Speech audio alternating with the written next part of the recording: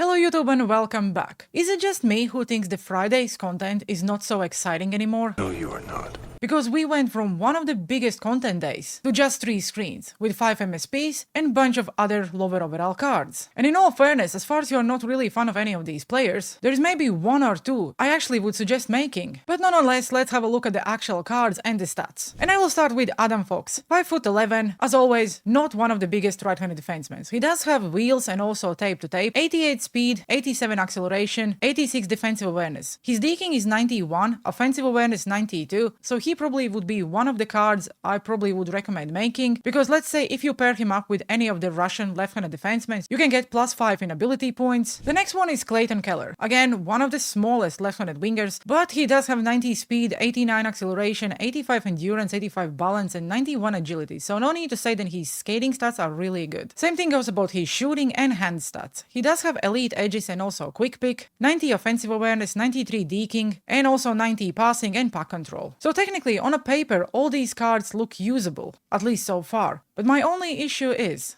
are these cards actually an upgrade to the cards you already have in your team? And if, let's say, yes, you get yourself Clayton Keller, it's 6 million in the cap space. Is he worth putting in your team as far as he's not your favorite player, or let's say player from your favorite team? The next card is Matvei Michikov, left-handed winger, 5'10", with ankle breaker and quick release. I really like ankle breaker and also quick release this year, and he would probably be the next player I would suggest making, because if let's say you already have Sergei Fyodorov, all you need is Matvei Michikov and let's say even base 84 overall Matthew Barzal. If he was not lucky and didn't get his fantasy card, that would be one of the lines you can also get +5 in ability points. If you look at his skating stats, 88 acceleration, 89 agility, balance 83, endurance 85, but the speed is 86. If they release, let's say, some of the overall boosts later in the season or next season, where you have to use any players from, let's say, Russia or even Philadelphia Flyers, and if you can get this card up by +2, his skating straight away would be usable. I may actually go and try to get him just for that ability point boost, because I'm already using one player from Philadelphia Flyers, but I'm not really impressed with him, so maybe Matvei Michikov will join my team. The next one is Shea Theodore from Vegas Golden Knights, Warrior and also Pressure Plus. Pressure Plus is really good this year. I don't really think that X Factor Warrior would be good on forwards, but for defensemen, and the ones I so far tried out, I really noticed it. The skating stats, quite good for his overall and for his size, considering he's 6'2", 197, 86 pretty much everything except the balance and endurance, very decent slapshot power and wrist shot power. Again, if you're a Vegas Golden Knight fan, you probably would be happy. He's also Canadian, so you can get that +2 overall boost. But for anyone who already have Paul Coffey, Miro Heiskanen, and let's say even Zdeno Chara, where do you even put this player? And the last MSP from week 2 would be Dustin Wolf. In all fairness, there is really nothing to say about this card. 85 speed, 77 aggression. We all know that smaller goalkeepers are not usable in NHL video games, whatever EA says. Sometimes I go against smaller goalkeeper and I cannot score, but I don't think they are consistent. At least I never really used a smaller goalkeeper where I could say, you know what, he's actually good and I will keep using him for the next, let's say, months or 2. But if let's say you want to go and pick up Dustin Wolf, he does have a sponge and also post-to-post X factors, and I think like post-to-post is like must on any single goalkeeper you use this year, but the rest of the stats really don't look very great. So looking at the all MSPs released by EA in week 1 and week 2, as a Rangers fan I may be a little bit biased, but I really like Adam Fox and he may be one of the cards I will go and make using my free collectibles and fodder once I'm done with every single objective. I also don't think that Aaron Ekblad is really bad considering his size, and he's Canadian, so you can technically get him up to the 87, and that would straight away make this card really usable. I know a lot of people made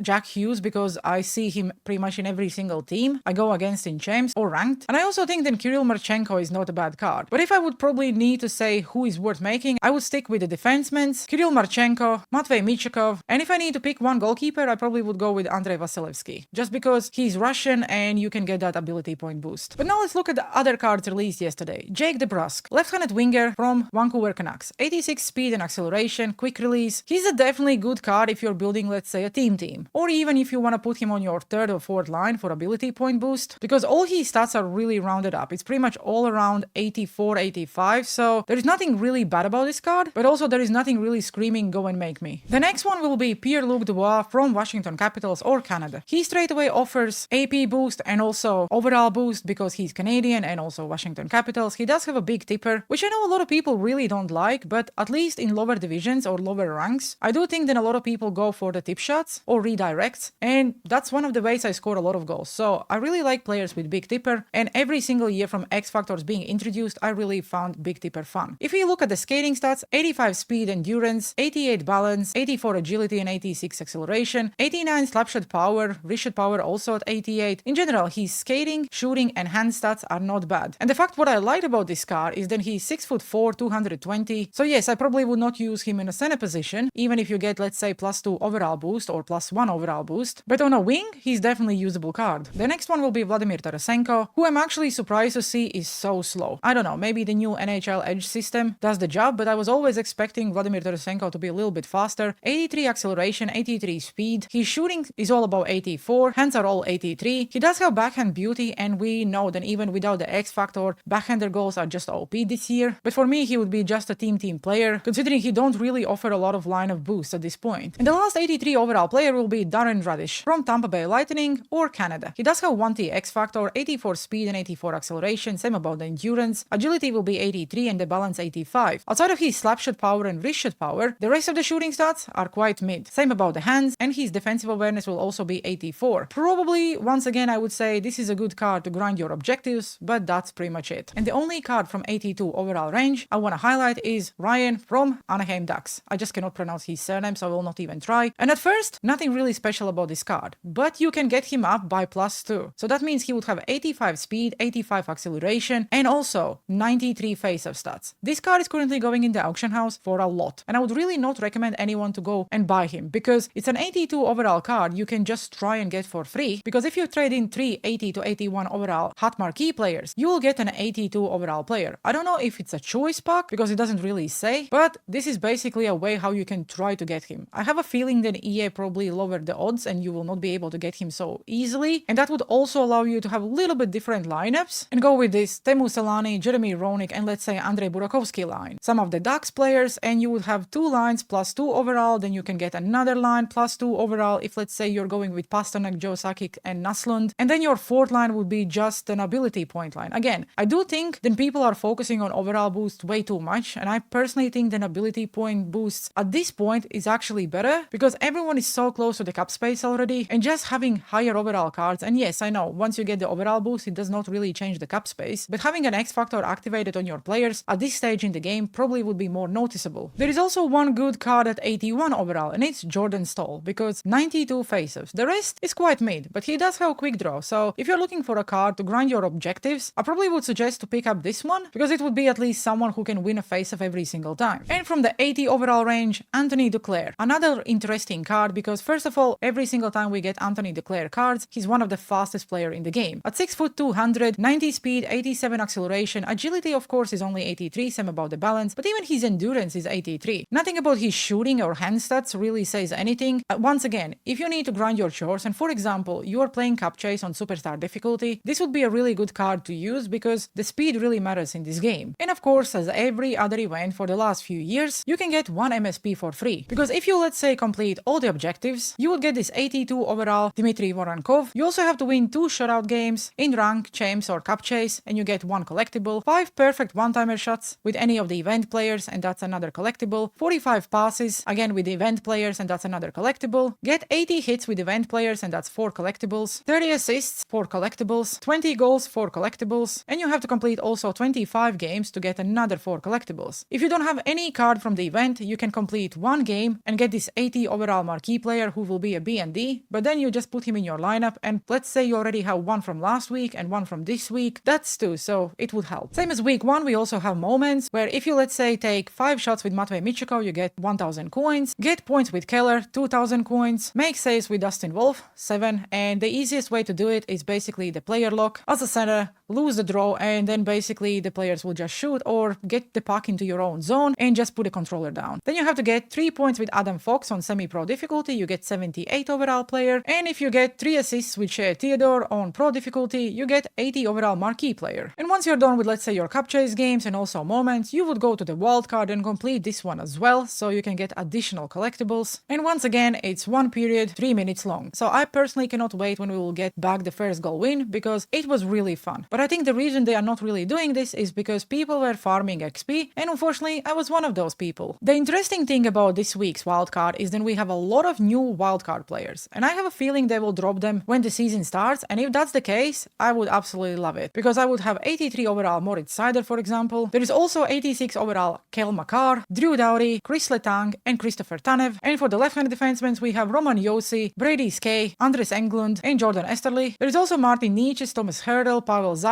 and Philip Cheadle, and it's actually interesting to see that two of these cards actually have fantasy cards, and Thomas Hurdle and Martin Nietzsche obviously fit that Czechy overall boost. There is also 86 overall Gabriel Landeskog, Artoni Lehonen, and then Jack Drury and Parker Kelly. The Leafs fans probably are happy if they will release this 87 overall Willie Nylander. Same about Detroit Red Wings fan, because Lucas Raymond also always plays really good. Raquel and Zetterland probably would be a good team items as well. And then you also can obviously pick Ryan Donato, Connor Bedard, Jason Dickinson, and Sam Lafferty. 87 overall Mikko Rantanen, Patrick Laine, Capo Kakko, or Joel Armia. And if you see, then all these players are from the same countries, which was actually weird, because if you look at this one, we have Tero Teravainen, Tyler Bertuzzi, Ilya Mikhailev, and Andrei Burakovsky, who are all from Chicago Blackhawks. And also these players are from Chicago Blackhawks. And the reason why we saw all those wildcard players is because this week's wildcard is called Chemistry Clash 1. So I'm assuming there will be Chemistry Clash 2, and hopefully they will release all these wildcard players when the season starts. So that means probably on Tuesday, when the new weekly objectives comes out. We already have game breakers, we obviously have the headliners. Why not give us a wildcard objectives where we can get, let's say, 80 plus overall puck as a reward? Will it happen? I don't know, but that would be fun. The sets for collectibles look exactly as it was before. So for example, if you don't want to really go and make any of the MSPs, I would suggest you trade all your collectibles in for the 78 plus untradeable packs. Again, it's not a pack, it's just one player, but that's what I did in week 1. And if I, let's say, will decide to go and buy Adam Fox tradable, I will just use all my collectibles on this set once again, because you never know who you can pull. But if you do want to go and make, let's say, Matvei Michikov, the cost is exactly the same. 382 to 84 overall event players, and 282 to 84 standard players, or base item, or anyone else from previous events and stuff like that. Same thing about making the 82s. Trade in 380 to 81 overall event players and you get 182. And then the community favorite, because not that we are making this set to get the event player. We are trading in our 78s for 80 overall cards, because